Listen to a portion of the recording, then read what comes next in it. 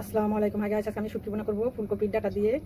এখানে আমি দিয়ে দিয়েছি তেল আমি আর একটু দিব, যেহেতু শুটকিটার সাথে একটু তেল বেশি দিলে খেতে কিন্তু ভালোই লাগে। এবার আমি দিয়ে দিচ্ছি পেঁয়াজ কুচি, কাঁচামরিচ কুচি, রসুন কুচি দিয়ে এগুলোকে কয়েক মিনিট ভেজে নেবো।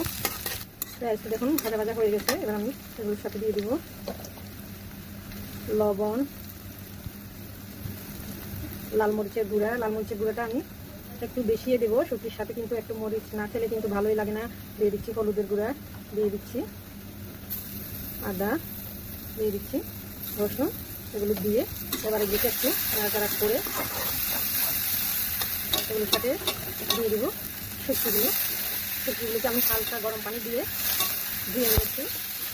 গরম পানিটা দিয়ে 5-6 মিনিটের মতো ভিজিয়ে রেখেছিলাম। ভিজিয়ে রাখার পরে এগুলোকে দিয়ে পরিষ্কার করে নিয়েছি। শুটকিটা দেওয়ার পরে এগুলোকে এবার আমি কয়েক মিনিট ভালোভাবে নাড়াচাড়া করবো।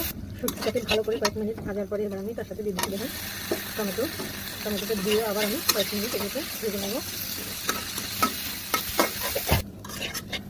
টমেটোটা দিয়ে কয়েক মিনিট ভাজার পরে যখন একেবারে শুকনা করে আমি ভেজে নিয়েছি। এবার আমি এগুলির সাথে দিয়ে দিচ্ছি আলু আর ফুলকপির ভিতরে একেবারে ফুলকপির সাথে যে একবার নরম ডাটাটা থাকে এখান থেকে আমি দুটো ডাটা নিয়েছি, এগুলির সাথে একেবারে ছোটো ছোটো করে দিয়েছি। এগুলো দিয়ে আমি একটা শুটকিটা রান্না করবো। এগুলোকে কয়েক মিনিট ভালো করে রান্না করে এবার আমি দিয়ে দিচ্ছি পানিটা মাখা মাখা হলে হয়ে যাবে আমার শুটকিটা।